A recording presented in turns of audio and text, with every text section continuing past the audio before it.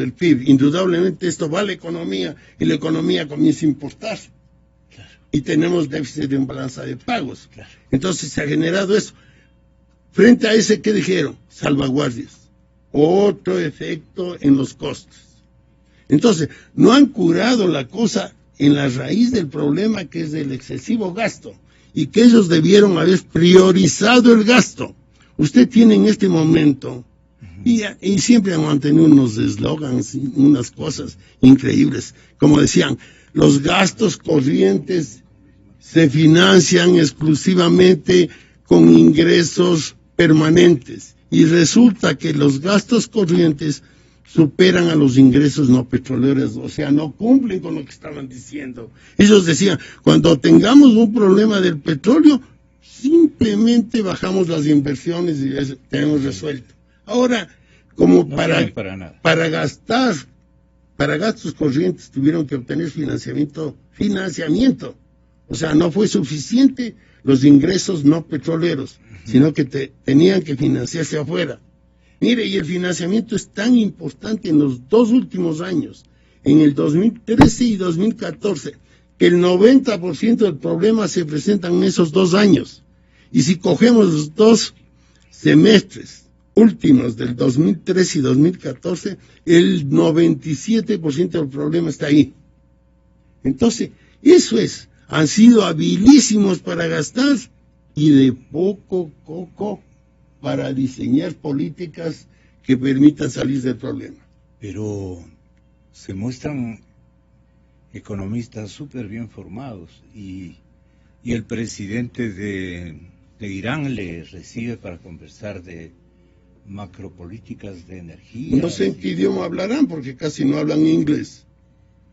En español. Alfredo Vergara, señor doctor, bienvenido, muy buenos días. Sigo yo preguntándome, ¿dónde está la plata, la de la empresa privada, el ahorro nacional que podía haber confluido si hubiera credibilidad en los programas del régimen? Habría acudido en procura de gestar líneas de activación de la economía o algo por el estilo. Hoy ni lo uno ni lo otro. Ahora, esta información que acaba de mencionarle dice que no es sino un hecho bastante discriminatorio.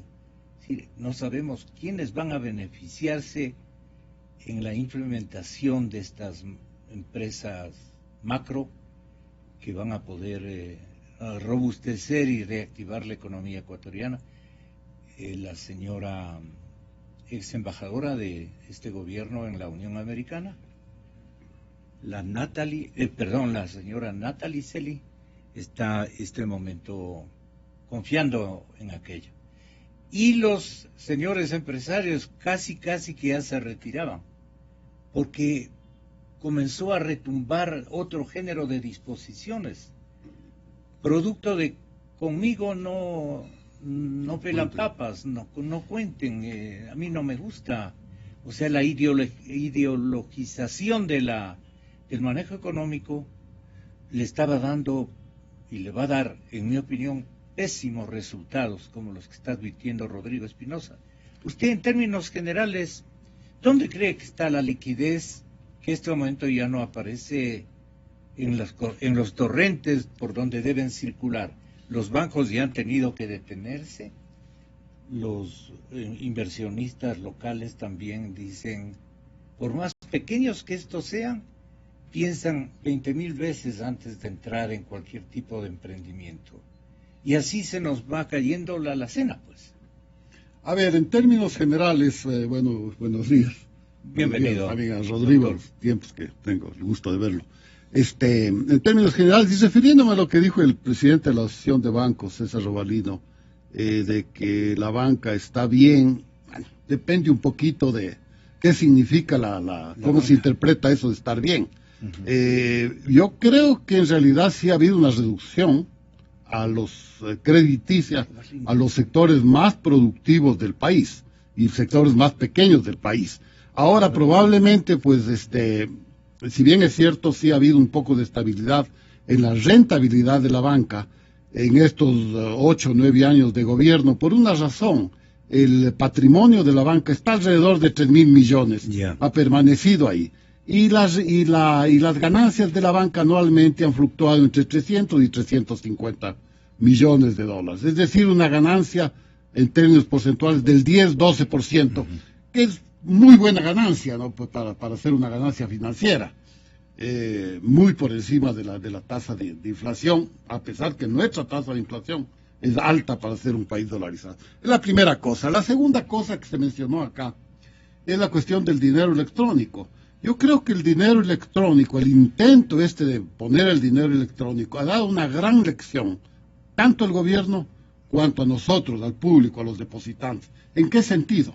El dinero electrónico fue lanzado hace 1 año y medio, con la famosa regulación 055, donde se decía que todos los agentes económicos, es decir, todos nosotros, individuos, empresas, bancos, etcétera, etcétera, tienen la obligación de usar el dinero electrónico. Eso fue una gran metedura de pata del gobierno, porque produjo una serie de cuestionamientos a eso, de reacciones. Tanto es así que él tuvo que recular, como se dice en español, muy rápidamente y decir no, que es una mala interpretación. La plata estaba siendo escondida y eso no creo que haya cambiado mucho. No cambió mucho, pero dijo que ya no iba a ser obligatorio. ¿Y ahí qué pasó? Ahí pasó 1 año en que hubo un poco de tranquilidad. Estoy hablando más o menos desde marzo del 2014 hasta ahora. ¿Y este momento en el 2014 nuevamente se lanzó la regulación 064, en la que en cambio acá se le obligaba a los bancos privados a que abran sus cuentas en dinero electrónico. Ahí también vi una reacción del público y automáticamente pues el público un poco como que se ha enconchado en defensa del dólar, en defensa de sus depósitos en dólar, y ahí nuevamente el gobierno tuvo que dar marcha atrás y decir no, que no era obligatorio, nuevamente que se había malinterpretado. Imaginen medidas que son contraproducentes, como las que señala Alberto Acosta Burneo, hijo de Alberto Acosta Espinosa. Acosta Burneo sostiene que, por ejemplo, el impuesto a la salida de capitales detiene el ingreso más bien de capitales. Veamos lo que dice. El principal traba que hemos tenido para el ingreso de divisas ha sido el impuesto a la salida de divisas, que se ha constituido en una barrera para la entrada de los dólares, porque el decir que no se paga a la entrada, sino se paga a la salida, es impedir que entren esos dólares, desincentivar que entren esos dólares. Y los grandes capitales hay que reconocerlos que están en el exterior. Este año el gobierno ha tomado algunas medidas que considero muy positivas en ese sentido. Para la banca le ha permitido, le ha evitado el pago del impuesto a la salida de divisas del financiamiento que consiguen en el exterior. Y ahora en el proyecto de alianzas público-privadas se está incluyendo esta opción también para inversiones privadas que se realicen dentro de los sectores priorizados. Sería muy importante que llegue a aprobarse esta reforma porque permitiría nuevamente el ingreso de divisas. Pero claro, el permitir el ingreso de divisas sin que tengan que pagar después el impuesto a la salida es solamente una de las partes de lo que se debe buscar. Por el otro lado está crear el escenario favorable para que las inversionistas quieran traer esos dólares al país. Bueno, estamos viendo que el escenario actual económico es complicado. La recesión ya está instalada en el país. Tenemos 2 trimestres consecutivos de contracción. La perspectiva del Fondo Monetario Internacional es que la economía se contraiga 0,6% este año. Y eso se está viendo reflejado también a nivel de las cifras de importaciones. Las importaciones no solamente caen las de consumo, que es la parte de la política del gobierno para restringir la salida de divisas. También están cayendo las importaciones de bienes de capital, equivalente menos de inversión. Están cayendo las importaciones de insumos, equivalente menos producción. Es decir, estamos en una situación de debilidad económica. Entonces, claro, el tomar estas medidas de excepcionar el pago del impuesto a la salida de divisas es positivo, pero estamos en una situación en la que hay que incentivar que se hagan inversiones y definitivamente el escenario actual, un escenario de economía que se está disminuyendo su nivel de actividad, no es el escenario más adecuado, sobre todo además cuando se están tratando temas en paralelo que ahuyentan la inversión. Doy algunos ejemplos. El proyecto de herencias que todavía se mantiene en el ambiente y que se ha mencionado que se lo va a tratar pronto. objetivos políticos que crean también incertidumbre, la reforma constitucional, las elecciones que están a las puertas, todos esos son factores que no ayudan a la inversión, a generar ese ambiente de confianza, y que entonces las buenas intenciones que están plasmadas en este proyecto de alianzas público-privadas puede ser que se queden mucho en buenas intenciones, a pesar de que plantean excelentes mecanismos, pero requiere que la política de incentivo a la inversión sea una política de Estado, es decir, que sea consistente en todo el accionar público y no solamente como un tema aislado de un proyecto específico. Exa FM. Aquí la pregunta que se impone es la siguiente. Todo lo que anuncia el gobierno como que no se cumple. No hay palabra de honor, no hay normatividad que rigen el imaginario de los que están manejando la economía en esta coyuntura, se mantenga. Cambian de opinión a cada momento. Y entonces cuando revienta a alguien dentro del colectivo empresarial, le insultan. Y entonces ya le dejan a un lado. Entonces, solo los que están calladitos ahí oyendo y riéndose entre ellos, entonces están calificados para poder optar por estas metodologías, que no se trata sino de crear unos estímulos y seguridades para que ellos puedan invertir. Porque el Estado no va a poner ninguna contrapartida económica, porque no tiene dinero. Entonces yo le quiero preguntar esto concretamente respecto a lo que dice Alberto Acosta Burneo en la ciudad de Guayaquil. Quiero preguntarle a Francisco Briones Rugel, de Inteligencia Estratégica Guayaquil, si el impuesto a la salida de divisas, por ejemplo, que es uno de los elementos que más me gustó de parte de Acosta Burneo, constituyen un límite, una barrera para el ingreso de dólares. ¿Esto le parece a usted procedente o correcto que haya expresado así el respetable economista Alberto Acosta Burneo? Francisco Briones, de Estratégica Guayaquil, al aire. Muy buenos días, Gonzalo, y gracias. Definitivamente sí, es verdad, el impuesto a la salida de divisas constituye realmente una traba a la entrada, ¿no? Cualquier persona que tú le invites, por ejemplo, al estadio, al cine, a una fiesta, le dices entra nada más gratis, y después a la salida te paras, cierras la puerta y le cobras la salida, en realidad le estás cobrando la entrada, ¿no? Y si hubiese sabido eso desde el principio, de seguro nadie te aceptaba la invitación. Es importante entonces también empezar a dar los incentivos adecuados y las señales adecuadas para atraer la inversión extranjera, sobre todo, ¿verdad?, que es la que genera probablemente mayores avances tecnológicos, mayores productividad, mayor competencia y un sinnúmero más de beneficios sociales incluso. Sin embargo, también hay que, como gobierno, siempre tomar las políticas públicas adecuadas y creo yo que dentro del actual sistema de desconfianza, dentro del actual ambiente de incertidumbre, la eliminación por ejemplo, del ISD podría estar provocando reacciones del sector privado en defensa de su capital y podría también ellos apresurarse a proteger su capital fuera del país, ¿no? Ya, entonces vamos entre todos los personajes del estudio también, Rodrigo Espinosa, Alfredo Vergara, que tengan la bondad de mencionar a los colegas de ustedes en la ciudad de Guayaquil, ¿cuáles van a ser las medidas emergentes que debe arbitrar el gobierno o dejar que los grupos espontáneamente se manejen con un buen instrumento de regulación que sea respetado y en el que no intervenga mayormente el gobierno?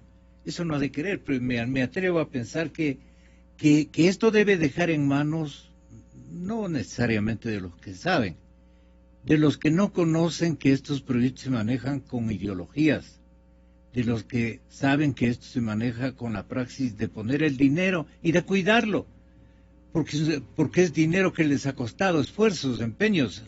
¿Qué dice el doctor Espinosa? ¿Cuál podría ser la salida? De lo contrario, solamente va a haber puja interna hasta que se desvanecerán. Todo el mundo dice que la salida a los problemas es que el sector privado juegue un papel más importante en la actividad económica. Eso es clave. El sector privado al sector privado hay que incentivarle para que invierta. Ahora, ¿tiene confianza el sector privado para invertir? ¿Las reglas son generales para todo el mundo? Mire, realmente hay mucha gente que duda de las políticas que estos señores adoptan. Por ejemplo, tomaron 5.100 millones de dólares de la Reserva Monetaria Internacional y le dieron a la banca pública. Eso decidieron. ¿A la banca pública? A la banca pública. ¿Para qué? La inversión doméstica, decían. Los dólares, en vez de tenerse en el exterior, hay que tenerse en el país. Entonces el Banco Central decidió darle 5.100 millones a la banca pública. Ya. ¿Y en qué han empleado, perdone, doctor? En créditos. Entonces, el saldo de los créditos del sector público al Banco Central, lo que le deben son 2.200 millones de dólares. Imagínense una cantidad tan grande entregada a la banca pública. ¿Cuánto no se necesitaría el Estado de usar esta platita ahora que necesita? Entonces le entregaron, por eso que el Banco Central no tiene plata. No tiene plata. Entonces comenzó a darle crédito al gobierno, pero eso no puede hacer. Y ha decidido ya cortarle el crédito al gobierno. Y están con un sinnúmero de problemas que se pasaron pensando en el dinero electrónico, haciendo estas cosas y no en la economía del país. Entonces, ahora tienen que mejorar la confianza. ¿Cómo mejoro la confianza? Una de las medidas que yo considero conveniente es bajar el IVA. ¿Qué ganaríamos con aquello? Bajando el IVA estoy incentivando a las ventas internas. A las ventas internas. Al consumo. Para que las ventas que están bajando el consumo mejoren. Todo, desde el IVA es todo. Entonces, eso va a generar más actividad económica. El problema son las importaciones. Ahí que puede... Pero tiene que hacer algo general, algo que diga, ok, tengo que bajar los impuestos. Ya no es tengo que subir los impuestos. Ahora tienen que bajar los impuestos. Eso les genera un problema más agudo. Pero claro, si estaban acostumbrados a gastar el 44% de la producción nacional, decirles bajen a lo normal, que sería un 25%, eso les resulta duro. Pero tienen que hacer eso, para que el sector privado sea el motor del crecimiento y no el sector público. Doctor Vergara, ¿qué otros elementos podría coaligarse con lo que piensa Rodrigo Espinosa? Para complementar lo que dice Rodrigo. Bueno, evidentemente, más endeudamiento público ya no va a haber, ni externo ni interno. Y tampoco puede este rato el gobierno seguir poniendo más impuestos dentro del país. El país ya no aguanta. No. Tiene el impuesto la salvaguardia, que supuestamente iba a durar 1 año y medio. Sí, faltarían unos pocos meses más para que termine. Eso es una buena cosa que tenemos en el panorama, que eso desaparezca. Pero yo no sé si es que van a desaparecer también los efectos inflacionarios y de iliquidez que ha producido eso.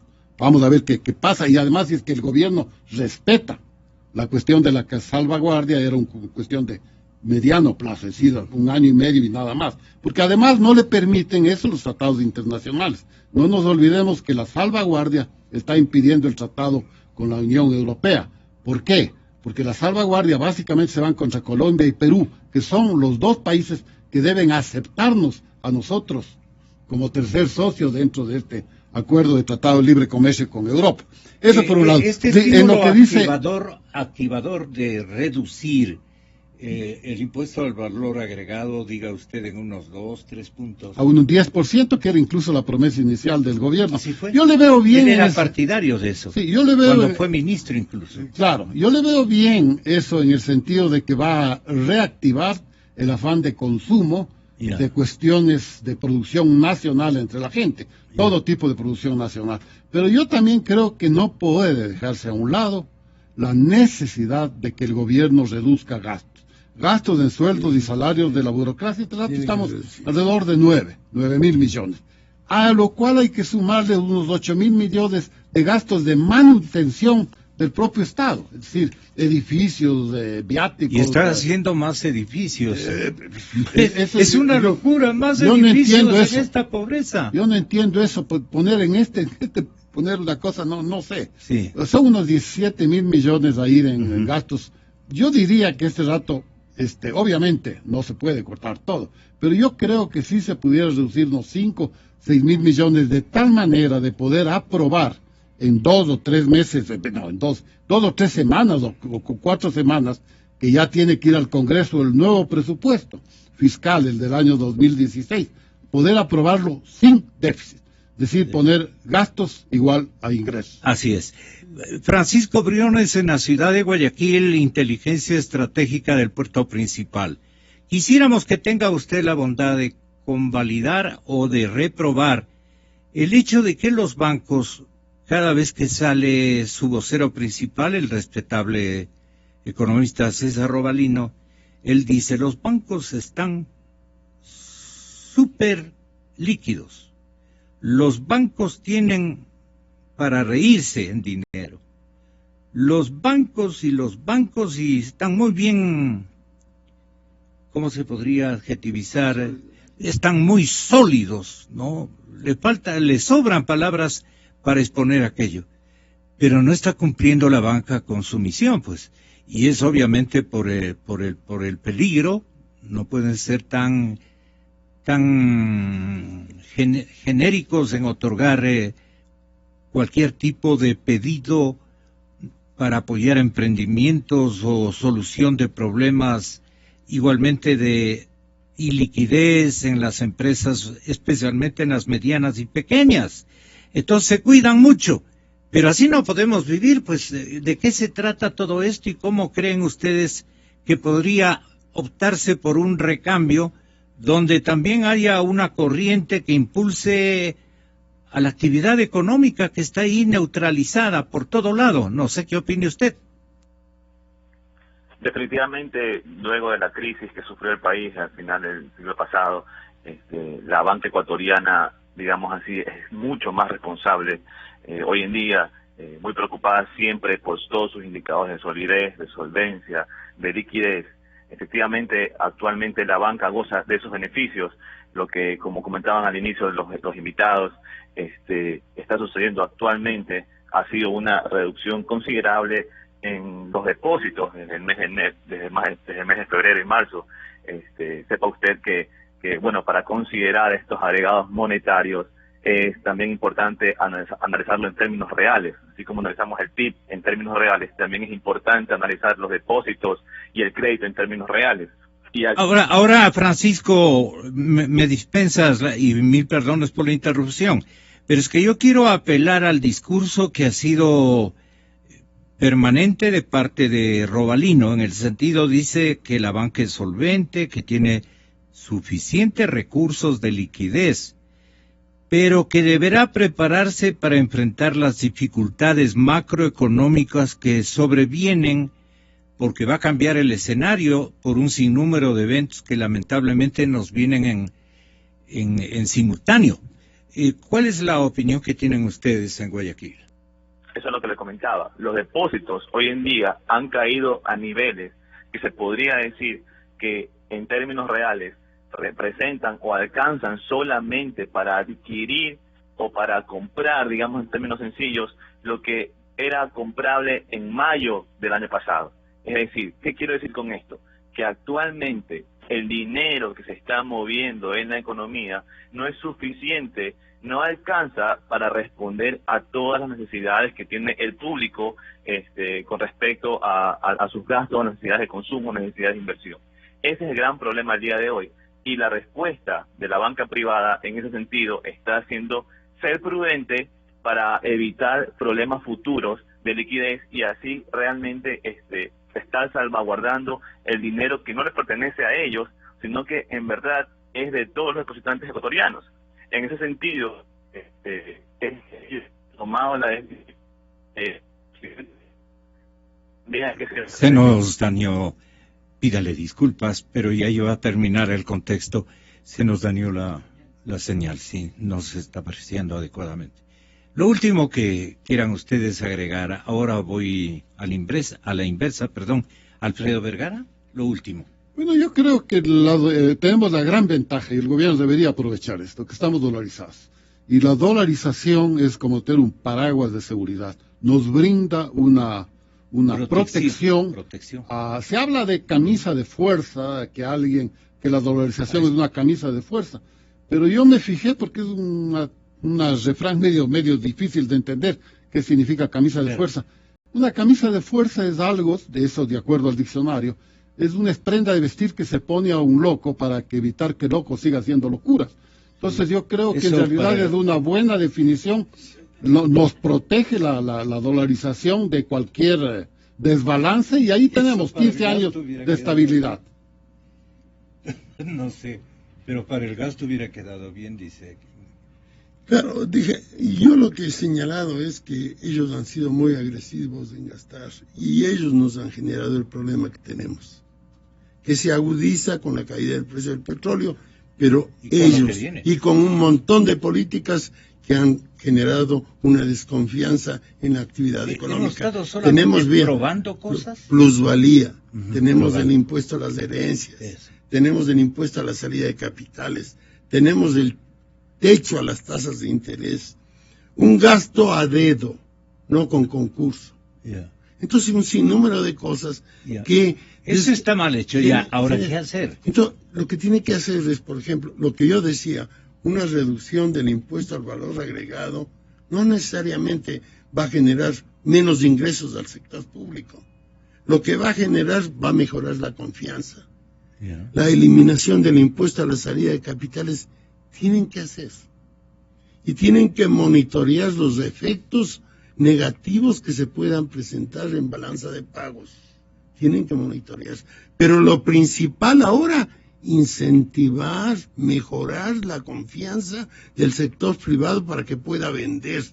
En este momento, para que puedan producir, las ventas han bajado. Entonces, si yo soy un productor y las ventas me bajan, y encima tengo un sinnúmero de problemas, ¿cómo voy a incrementar la producción? Tienen que darme alternativas. Una de esas puede ser un entorno que me permita a mí incrementar mis ventas. ¿Y cuál es ese entorno? Que le bajen los impuestos a la gente que está comprando. Que le bajen los impuestos a la gente que está comprando.